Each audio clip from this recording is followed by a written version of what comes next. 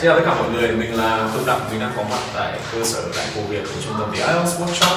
Và như bạn có thể thấy hôm nay là một ngày rất đặc biệt, bởi vì mình có đi dạy offline. Trong thời gian nay không phải ngày mình đi dạy, ngày mai là ngày mình đi dạy. Nhưng mà hôm nay mình quyết định là, thực ra không phải mình quyết định, mà là team quyết định là sẽ surprise các bạn nữ ở trung tâm với một món quà nho nhỏ. Mình chỉ có một thứ để offer, mình biết làm, mình không biết hát. Cho nên hôm nay mình sẽ chọn để surprise một lớp mà có thầy giáo ở The IELTS Workshop hát rất là hay, đó là thầy giáo Quang.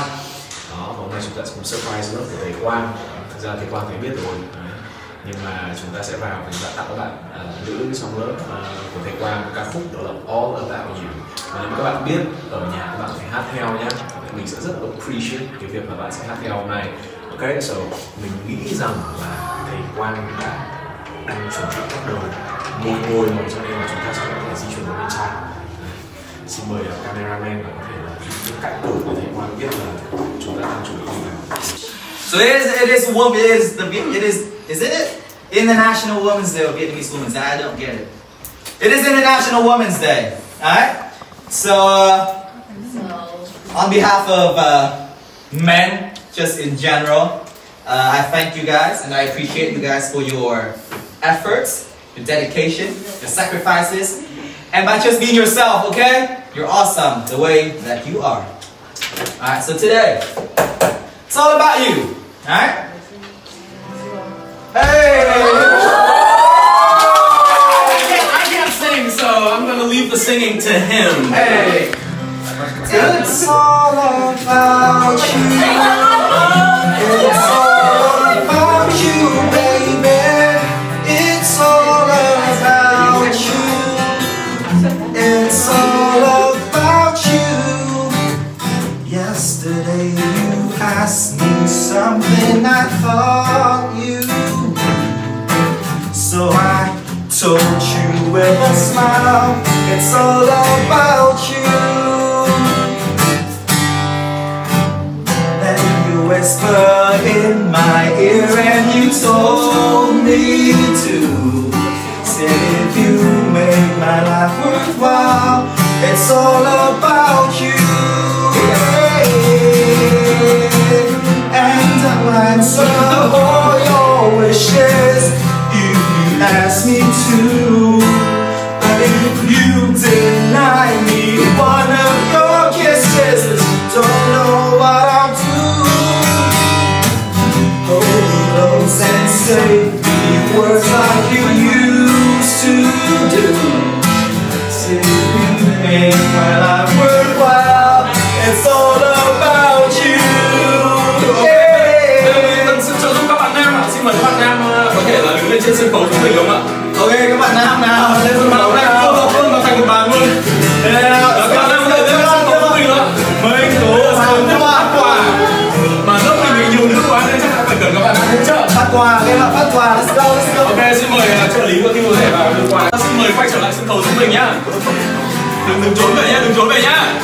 Quay lại sân khấu giúp mình ạ. And I would answer all your wishes. Có quà rồi. Cái này mời các bạn nam quay trở lại sân khấu giúp mình ạ. Ok. Các bạn nam trong lớp này cùng một kiểu tóc đấy.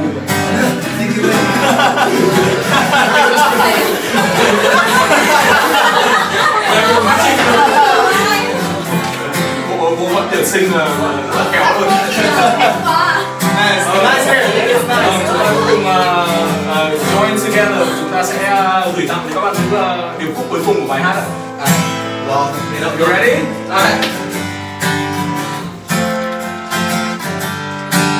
Mời thầy Quang cue us vào.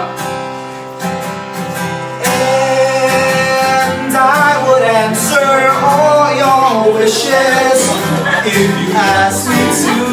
Không phải đoạn này thôi. If you deny me one of your kisses, don't know what I do.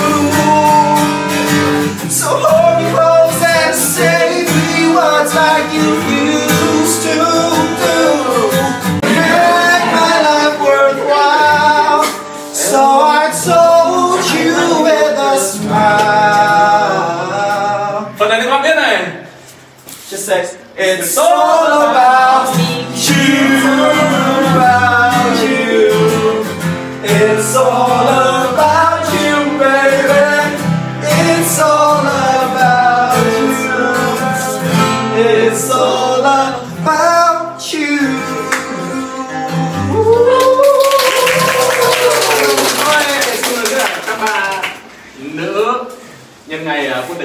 tháng 3. Chúc các bạn có một ngày thật là vui vẻ. Nếu mà ngày hôm nay chưa vui vẻ lắm thì cái buổi vừa rồi hy vọng là các bạn vui vẻ hơn một chút. Oh, it definitely has. Rồi là để cho nó vui hơn nữa thì sẽ có một Q&A. Pop quiz, chỉ có một câu hỏi thôi, bạn nào trả lời đúng sẽ có một phần quà. Mình cũng không biết phần quà là cái gì cơ. Đấy, cái này phải giơ tay thật là nhanh nhé các bạn nữ, các bạn nam. Xin lỗi. Nhiều các bạn nữ câu này, nhưng bạn nam sẽ biết câu này rồi. Các bạn nữ trả lời hộ mình câu này, ai giơ tay nhanh nhất thì sẽ gọi ạ. Ngày quốc tế phụ nữ xuất phát từ quốc gia nào?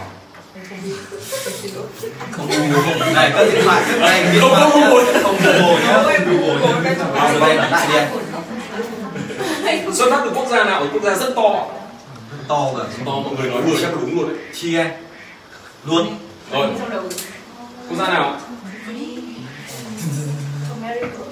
America ạ? Vâng, rất là đúng à. Yeah, chúng ta sẽ có một phần quà dành cho bạn Chi em. Bạn Chi. Bạn Chi ở phần quà đặc biệt là một bó hoa to nhất trong lớp. Xin tặng bạn Chi.